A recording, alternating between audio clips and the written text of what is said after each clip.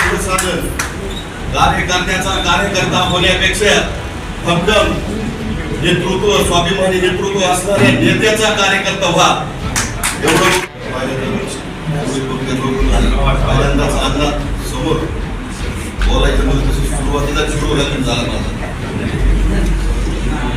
कारण स्टेजवर बोलण्यात आलं नाही सर्वप्रथम